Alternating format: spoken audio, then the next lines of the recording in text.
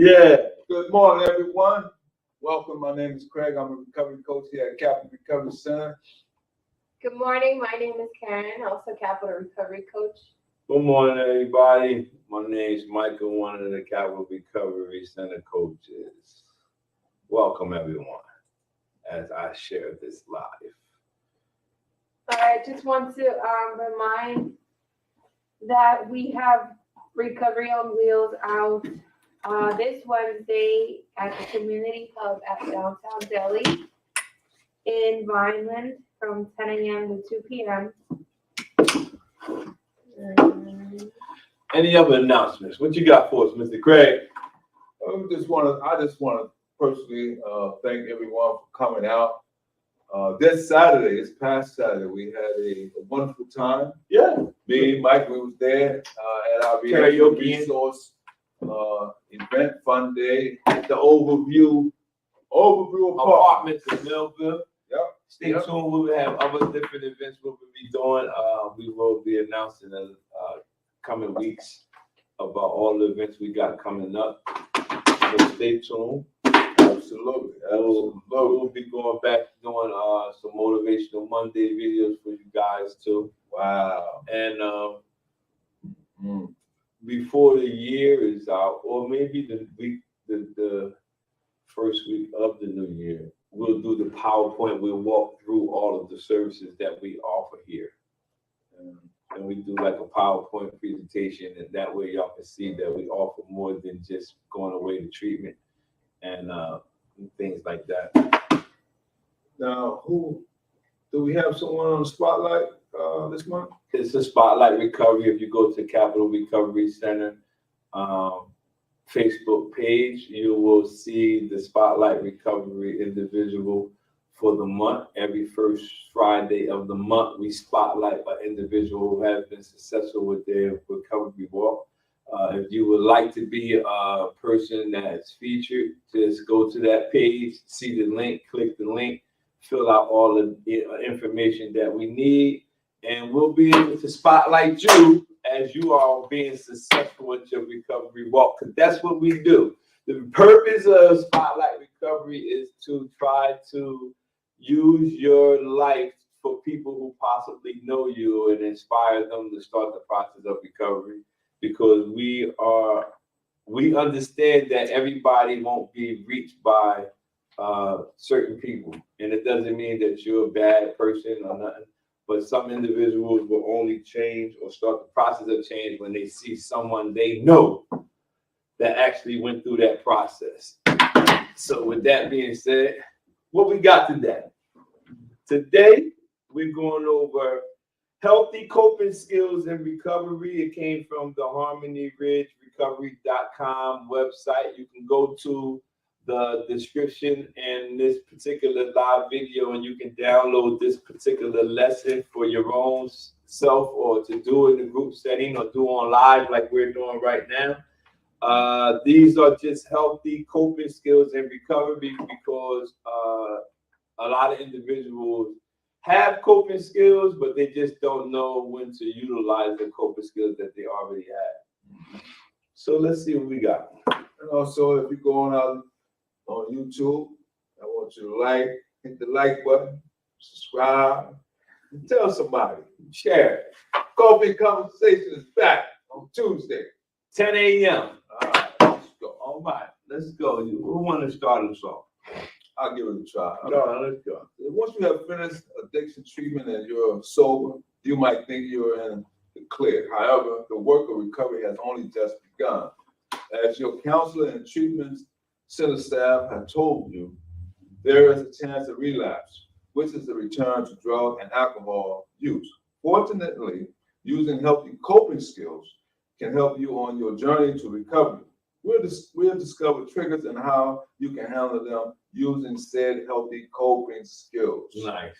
So that's very important. A lot of people just don't realize that a lot of times people oftentimes relapse because they don't know how to cope with a given situation. So today we're going to touch on some of these coping skills and some of these triggers. All right. What are relapse triggers? Relapse triggers are people, places, and things and feelings that remind you of your previous substance abuse. These can bring about urges and cravings that can result in relapse. People who have used drugs for a long time associate substance use with feeling good.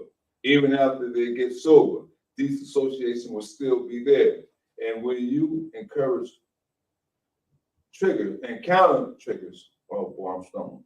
You are bound to crave drugs and alcohol. Whether you are absent from substance for 2 months or 2 years, you must be aware of triggers that set off your cravings. Very important. What's up, Mr. Kevin, man? Thank you. The relapse triggers are people, places, and things and feelings that remind you of previous substance abuse. Let me tell you something. It says and feelings. Basically, let me tell you. One day I had I can't remember why I took the particular medication. I can't remember the issue behind why I took the medication. All I know is when I took that particular medication, it gave me the same feeling when I used to do heroin. And I immediately got on the phone and called my wife, said, "Where you at?" Like, I'm gonna need some help. 911, 911, 911. So that was something that almost triggered and would actually, let me go back. When I felt that feeling from that medication, I said the words, "Now I need something to pick me up." And that type of language was the language and the feeling that I associate when I was actively using. So that thing almost triggered me into going back to the substance that I used to do. But the thing that I had already had in my arsenal, a coping skill that I had developed, was when you have those feelings, you have to tell on it. And that means telling somebody, calling somebody. The quicker you tell on the situation or the feeling or the thing that's triggering you, you take the power from that and you put the power back in your possession. Mm-hmm. So when you're faced with any type of trigger, you have to actually tell somebody that you are experiencing these particular triggers before you go back and relapse. And remember, when you do that, you take the power from that trigger and put it back in your possession. And also, when you learn some good coping skills, you will use some alternate methods that will help you as well. Because a lot of times we want to be feeling sad. So you also, we want to feel good. Yeah. But there is other alternative methods. Just like, you might have a long day of work, you might treat yourself to ice cream. Yeah. Or you might want to go for a bike ride. There's plenty of coping skills that you can turn to, or confide in someone that who will push you along the way and say, "Hey, man, listen, we're gonna do something positive today." Alternative methods. Hashtag. Put that in the comment section. Alternative methods to cope with the feeling that you are experiencing. Mm-hmm. All right, let's look at external triggers. So we're talking about relapse triggers. The first set we're going to talk about are external triggers. External triggers are physical things that remind you of your past drug use. Some examples of external triggers include people, those closest to you, friends, family, co-workers, former drug dealers can trigger that cause you to relapse. You shouldn't be around loved ones who have substance use disorder. If it's going to trigger you to go back to what you used to do, that's one event you might have to skip. It just remember, you're the most important person in this equation. So if it's going to trigger you, don't try to say, "I'm going over my family house," but every time you go over your family house, you remember when you used to do something. You have to stop, leave that area. Places. Walking or driving by a location where you used to drink or use drugs can set off cravings. This is very true. I used to see houses that I used to get high in, and instantly my stomach flipped. Wow. Like, man, I used to go in that house and do this and do that. And I got to get out the area. These can include bars, restaurants, neighborhoods, bathrooms, and hotels. To try to avoid these places by using, come on, man. route to get to your destination. I used to have to go a different route to get to certain places because I didn't want to see this particular area that used to trigger me to use. And another one is objects. Even material things can spark cravings. Drug paraphernalia, spoons, heroin users, movies, empty pill bottles. All of these things can influence recovering a person struggling with a substance use disorder. Movies is another one. In my house, we have when we watching something and it's dealing with a lot of substance or things that might remind me of my past. My wife has been consistent when she pauses and she checks, "Are you okay?" And I'm like, "Why you keep doing that?" She's like, "Because this movie is not that important for it to trigger you to want to go do it." So she'll pause and say, "You good?" And I say either, "Yeah, I'm good," or "Nah, it starts another day." But no matter what, movies can trigger you to go do something. So you got to be mindful of that. These are all external triggers. And the last external triggers is activities and situations. Stressful situations can push those in recovery over the edge. That's why they say don't get into relationships, because I told you relationships always go up, they go down, they're very emotional. So that's why they want you to get your foundation set before you get into relationships. Even though people think you just don't want me to have a girlfriend. What? I got a wife. Why I want you to have a girlfriend? But some people don't understand that emotional relationships cause people to go back. These don't just include losing a job or a loved one. Joyous occasions like weddings, birthdays, and other parties where alcohol is flowing can also induce cravings. Other situations, triggers include calling from creditors, payday. You know, I told y'all about money last time. Before and during and after sex, being home alone, eating lunch or dinner, or talking on the phone. All of these activities or situations could be an external trigger. All right, who got internal? I'll read it. Internal triggers are emotions, feelings, and thoughts that you associate with drug use. These are harder to manage than external triggers because you can't always avoid them. Internal triggers can lead to negative behavior that eventually leads to relapse.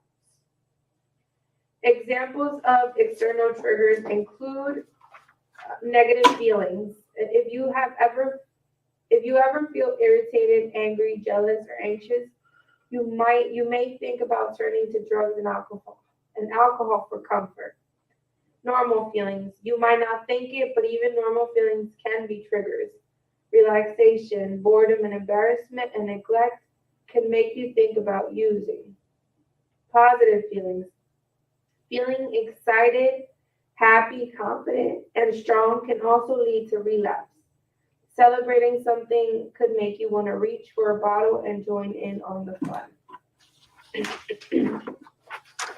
To recognize which feelings could potentially set off a relapse, ask yourself the following questions. How do I feel before using substances? How do I want to feel before using drugs and alcohol? In the last week, how did I feel when I used or wanted to use drugs and alcohol? Good question. There's some good things that one can self-talk that one can ask themselves, and when they are going through any situation, because a lot of times most of the time, our thought process is how we perceive things determine how we're going to respond to them. So I constantly, I'm constantly reminding myself, how should I evaluate a given situation and look for the best results.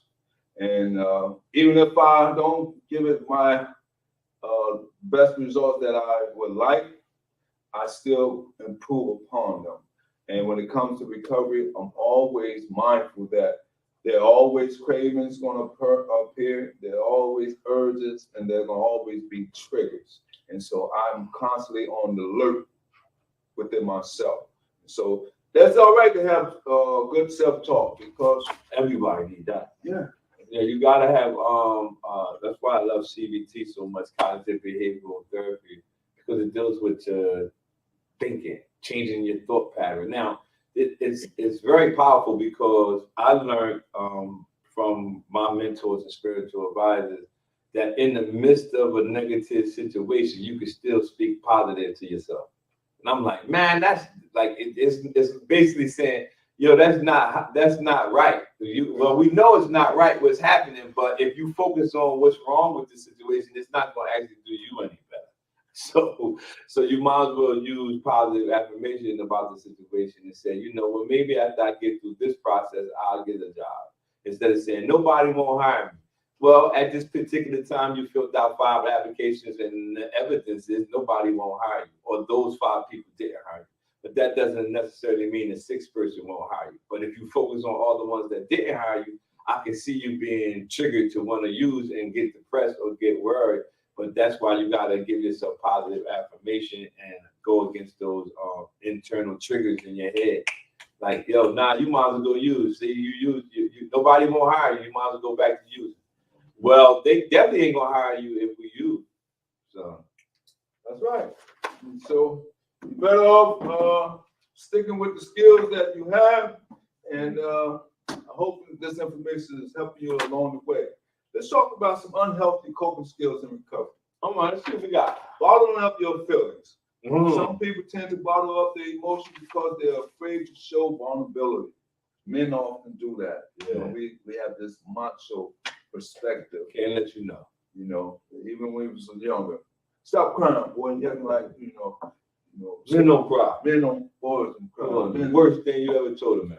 Right. So as you develop, you'll learn it's all right to be vulnerable because that's where your strength comes from. However, doing this can cause you to act out in other ways, including using drugs or drinking to cope with your feelings. By taking the following steps, you can learn how to better manage your emotions. Number 1, communicate your feelings constantly. Okay. Be open, don't follow everything out. Some people say, oh, I love being an introvert. Well, it's all right if you want to learn stuff, but you also got to share it. And, in order for us to keep our sobriety, we oftentimes say we must do what? Give it away. Share it. Let it go. Communicate Tell your us feelings about it. constantly. Figure out why you keep your feelings inside. Accepting on your feelings. Write in a journal. If you're a good writer, if you like to write books like Mike, if you need some pointers, hey, you got the right guy right here. Michael Williams, he's 10-time published author. I'm gonna give him a plug. I appreciate it. Yeah, he's gonna give, it'll cost you later on, But anyway, talk when you need to. Release your bottled feelings. Release those things. Don't, because it's often said a lot of time when people hold on to a lot of stuff built up, eventually you're gonna let it out, and you might let it out in the wrong way or at the wrong time, and it can be devastating to your progress. Consistency, communicating your feelings consistently. You have to develop that type of like he was saying. Like a lot of people don't say, "Well, I don't got nobody to talk to." You have to learn how to communicate your feelings consistently, and you find someone that you trust. Initially, start with them. You know what I mean. And I was just sharing not too long ago. I can't even remember where I was, and I was saying, it was Monday. And I was saying that my wife always tell me, I'd rather you tell me than somebody else come around and tell me. She said, you might as well communicate with me, because even though no matter how the situation might be or it might not look good, if you tell me and before somebody else tell me, you basically communicating. You being consistent about what we're doing. So sometimes when you're going through something and you feel like you're about to be triggered, instead of not saying something and going out and using, then it's like, okay, yeah, you can recover from it, but you could have possibly prevented it if you were consistently communicating your feelings to someone. So you got to find somebody to do that, and talk when you need to. You know what I mean? Remember, before a person actually relapses, it's a thought going on in their head. I don't know what that thought is, but that's the time that you need to talk. That's the time that you can't stay in your head. You need to start talking. All right. What else we got? Are you going to the 10 healthy coping skills? We did hanging out with our friends. No. If you know what I mean? If you're feeling lonely, you might feel tempted to fall back into old habits. This can include getting together with friends, family members, or co-workers who abuse substances. When you're early in your recovery, you must avoid these loved ones. I think Mr. Kevin put it in the comment section, something in there about that, where it says you must avoid these loved ones. Let me see, right there. Hey, Kev. What that say? I know Kev was on I the same. tell people's friends and family members, if you are drinking or smoking or doing drugs, you cannot come to my house. See, I just said it. I just read it. It says, when you're early in your recovery, you must avoid these loved ones. Yes, if they're friends and families and they coming over your house and they still doing that, and you're trying to stay on this path, you have to be the one that just gonna be like, man, he don't want me to come over. I'm like that in my house too. I have a lot of family members that drink and do everything, but they know when we having events at our house, they like, yo, we got to do all this before we get to my house. We got to do everything in our car. As soon as we get to his house, he like, nah, I don't even stand outside smoking at my house. Like, I don't need none of it to trigger me. Remember, we are the most important individual in this equation. Find friends who will support you in your transition to sobriety. Find friends who will support you in your transition to sobriety. If you're invited to an event with some old friends, explain your situation to them. This is the, remember up here, it says talk when you need to. That's one of the times that you need to talk. Explain your situation to them.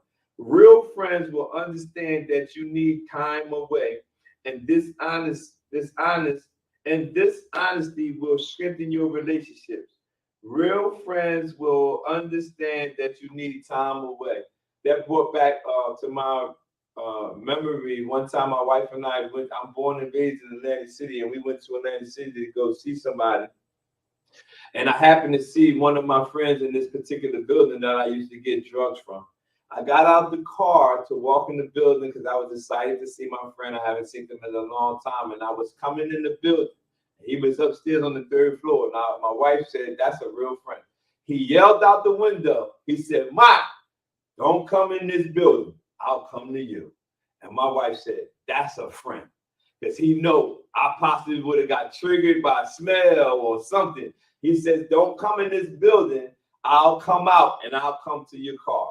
And that's what it says. Real friends will understand that you need time away. And that's when I was early in my recovery process. So you got to do the same thing. If these friends don't understand and even tempt you to drink or use drugs, you need to set some boundaries, a key word. Try going to a coffee shop, juice bar instead of a bar or other establishments that serve alcohol. I've been hanging out at Starbucks lately. Yeah, you know what? I see that a lot. These juice bars popping up. Have y'all? Yeah. Yeah. How is it? Yeah, all right. Yeah, all right, man. What do you mean? I mean, they all right or they? It's good to hang in. I mean, just to chill out, drink something healthy. Yeah, alternative drink. Yeah, they got a lot of them out now. Okay. And so, hey, Ken, I just want to give you a shout out, man. Yes, sir, Ken. You are one of our biggest supporters here. Biggest supporter, and hey, man, you know, whatever you're doing, man, keep up the good work. Yeah, he always got great information here. Yes, and I'm glad because when we take all these videos and they go to YouTube, other people get to share into the experiences that we're doing, and it's a great help. So we're gonna review this first part, and the next part we're gonna finish up next Tuesday, which is the 10 healthy coping skills to practice in recovery. Practice? You're talking about practice. Yes, man, practice. We in the playoff. But anyway, let's do some review. Okay, perfect. So we went over healthy coping skills in recovery. The first one we talked about was what are relapse triggers? And we discussed external, excuse me, and internal triggers. Go ahead.